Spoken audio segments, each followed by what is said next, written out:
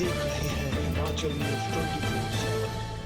हिमाचल प्रदेश के मुख्यमंत्री ठाकुर सुखविंदर सिंह सुक्खू लोकसभा और विधानसभा उपचुनाव की तैयारियों का जायजा लेने के लिए सुजानपुर प्रवास पर पहुंचे, जहां कांग्रेस समर्थकों और सुजानपुर विधानसभा उपचुनाव में टिकट के दावेदारों द्वारा जोरदार स्वागत किया गया। सुजानपुर के रेस्ट हाउस पहुंचने पर मुख्यमंत्री पत्रकारों से रूबरू हुए, जिसमें उन्होंने कांग्रेस के पूर्व बागी विधायक एवं सुजानपुर विधानसभा से भाजपा के प्रत्याशी राजेंद्र राणा पर तीखा हमला बोला।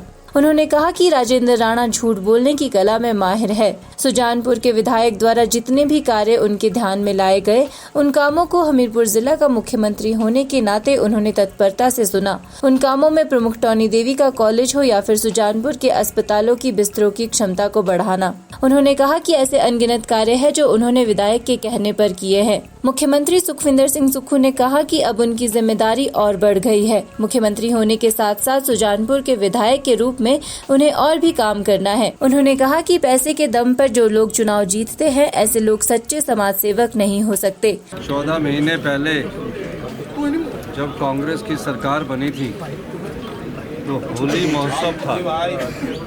होली महोत्सव के समय मैं सुजानपुर आया था। प्रशासन ने मुझे होली महोत्सव का न्योता दिया और होली महोत्सव का राज्य स्तरीय हमारे होली महोत्सव होता है। उस समय यहाँ जो अभी बिके हुए जो विधायक थे, उनको मैंने फ़ोन किया कि मैं होली महोत्सव पर आ रहा हूँ। उन्होंने कहा कि स्वागत है, लेकिन उनकी तरफ से कभी उनके विधानसभा क्षेत्र का न्योता नहीं आया। और मैं आया, हमीरपुर मेरा ज़िला था, हमीरपुर मेरा घर था। जो कुछ मुझसे सुजानपुर की जनता ने उनके माध्यम द्वारा मांगा, उसको मैंने पूरा किया। उन्होंने कहा कि सुजानपुर का सिविल हॉस्पिटल 50 बेड का है। मैंने उसकी नोटिफिकेशन करवा के 100 बेड का कर दिया और सुजानपुर के लोग मिले। उसके बाद जब उन्होंने ये बात कही, सुजानपुर के कुछ लोग मिले कि टोनी देवी में कॉलेज होना चाहिए। मैंने टोनी देवी में कॉलेज को भी स्वीकृति दी और तकरीबन 5 करोड़ रुपए का इनिशियल बजट उसके लिए शुरू किया। अगले 70 से जैसे ही कॉलेज का 70 शुरू होगा, टोनी देवी में कांग्रेस पार्टी की सरकार क्लासेज को शुरू कर देगी। अब इस क्षेत्र से कोई विधायक नहीं है। इस क्षेत्र का विधायक अब मैं ही हूँ और इस क्षेत्र में विधायक के रूप में, मुख्यमंत्री के रूप में इस क्षेत्र का जो विकास है वो मेरी प्राथमिकता है। लेकिन मैं एक बात कहना चाहता हूँ कि जो यहाँ से जो बिके हुए पूर्व विधायक थे, वो कई बार मैं उनको मिलना चाहता था, कई बार मुझसे मिलते थे, लेकिन कब ट्रांसफ़रों के अलावा कुछ लेकर नहीं आते थे। और फिर भी वो मुझसे कहते थे कि आज एसडीएम लगा दो, एक्सएन लगा दो, टोनी देवी में ये अफसर लगा दो। उनके कहने से मैंने सभी अफसर लगाए।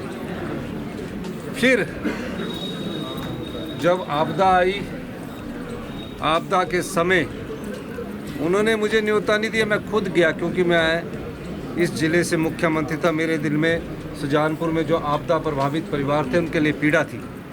उनको मैंने चंडीगढ़ से बुलाया कि मैं जा रहा हूँ, आपने आना है, आओ, नहीं तो मैं जाऊँगा।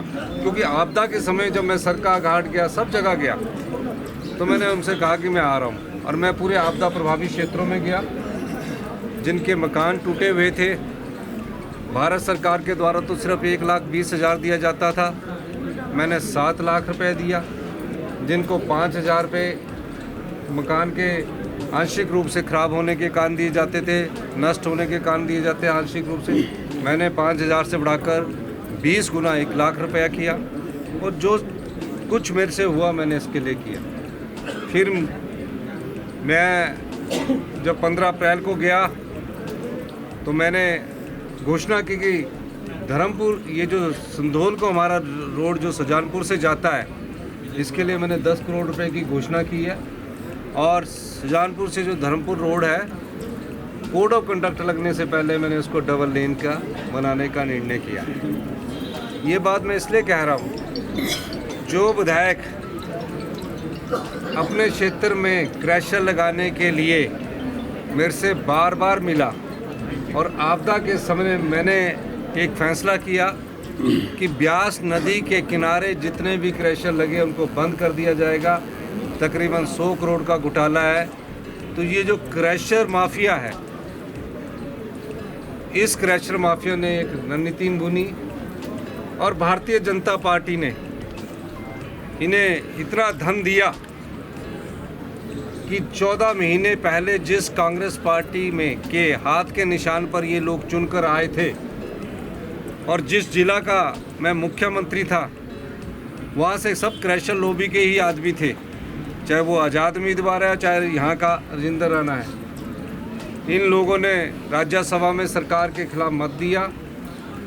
सरकार का खिलाफ मत देना चलो गुस्सा हो सकता है, लेकिन आज सुजानपुर की जनता उस बिके हुए राजेंद्र राणा विधायक से ये पूछना चाहती है, 14 महीने पहले आपको जो जिताकर भेजा था, तो ऐसी क्या मजबूरी आन पड़ी कि आप भारतीय जनता पार्टी के राज्यसभा के प्रत्याशी को वोट डालते हो। पर अब मेरा रिश्ता विधायक के तौर पर और मुख्यमंत्री के तौर पर सुजानपुर की जनता से जुड़ा है। उस रिश्ते को निभाने में यहाँ आया हूँ। और दूसरी बात मैं एक और कहना चाहता हूँ कि जो लोग हैं ये राजनीति में व्यापार करने आए हैं, अपने व्यापार को बढ़ाने आए हैं। कई ऐसी चीज़ों का पता लग रहा है जिसकी हमको भी पता नहीं था, लेकिन अब पता लग रहा है। ये क्रैशर लगवाना भी चाहते थे, क्रैशर लगाना भी चाहते थे, पार्टनरशिप में क्रैशर लगाना भी चाहते थे। पूरी खड्डे खाली कर दी, खुंग, सुकर और भी कई क्रैशर लगाना चाह रहे थे। आने वाले समय में और भी चीज़ों को मैं खुलासा करूंगा, लेकिन मैं कहना चाहता हूं, ये लड़ाई कोई सरकार की नहीं है। ये लड़ाई उस चीज़ के लिए है जिस चीज़ के लिए हिमाचल की जनता जानी जाती है। हिमाचल की भोली वाली जनता बुराई का अंत करने के लिए जानी जाती है, बेईमानों का अंत करने के लिए जानी जाती है, भ्रष्टाचारियों का अंत करने के लिए जानी जाती है।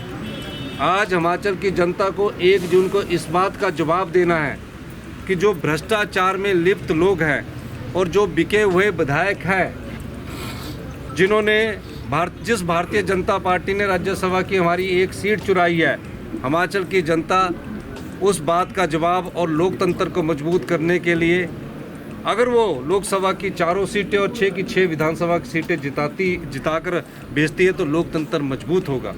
वहीं युवा कांग्रेस ने राजेंद्र राणा के खिलाफ जमकर नारेबाजी की। हिमाचल न्यूज़ 24/7 के लिए सुजानपुर से मीनाक्षी सोनी की रिपोर्ट।